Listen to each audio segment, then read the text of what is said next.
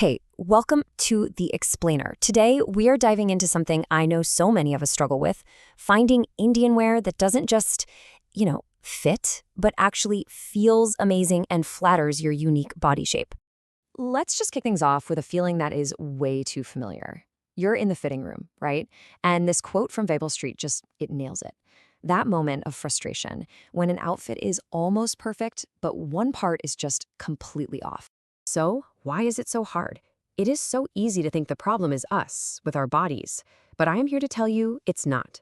The real issue isn't you at all, it's the clothes themselves. And more specifically, it's about who they were originally designed for.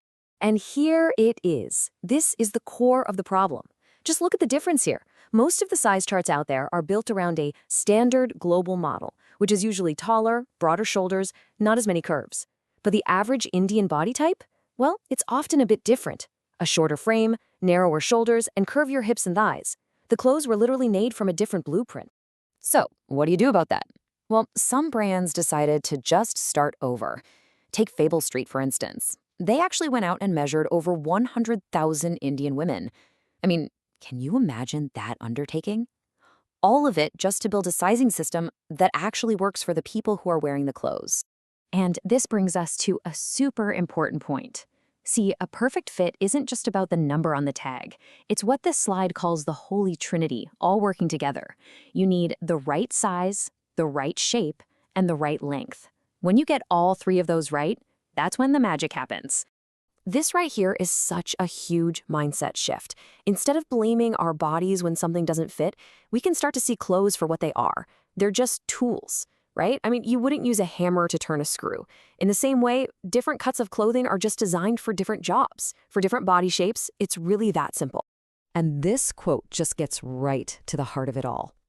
The goal isn't to try and squeeze yourself into some box that you think you're supposed to fit in. No, it's about understanding the beautiful, natural shape you were born with, and then learning how to work with it, to really embrace it.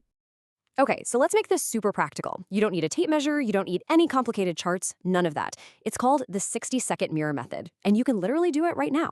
Just pop in front of a mirror and take a look at the relationship between three key points: your shoulders, your waist, and your hips. That's it. So, once you have a better idea of your general shape, the goal is actually pretty simple. It's not about hiding anything or trying to change anything. The secret is all about creating visual harmony.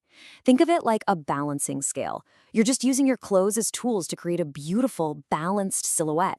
All right, let's jump into our first body shape. So if you looked in the mirror and noticed that your hips are wider than your shoulders, you probably have what's called a pear or a triangle shape. Let's dig into the best tools for you. Okay, so for you, the name of the game is drawing attention upwards to balance out your wider hips. You can do that with really cool, intricate necklines that pull the eye towards your face. A-line honor collies, they are your absolute best friend because they flare out from the waist and just gracefully skim over your hips.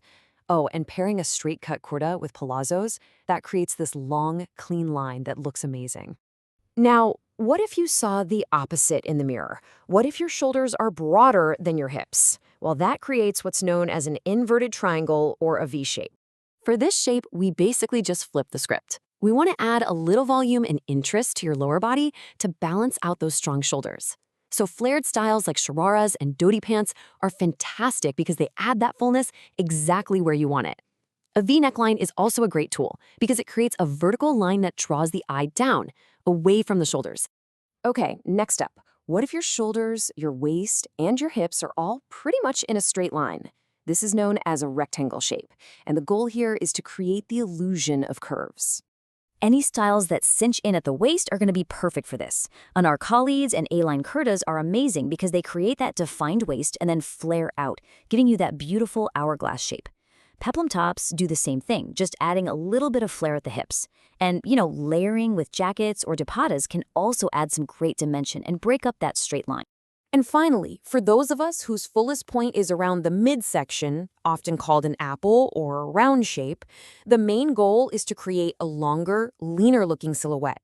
Here, V-necks and long flowing lines are like actual magic. They draw the eye vertically, and that creates this really lovely slimming effect that elongates your whole torso. So think long jackets and flowy anarkalis in darker solid colors. They work wonders. So let's just pull this all together.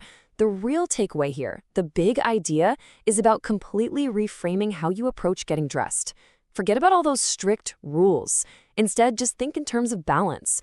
Your clothes are simply tools, tools you get to use to create that balance and show off your unique, personal style with total confidence. I really want you to let that question sink in for a moment.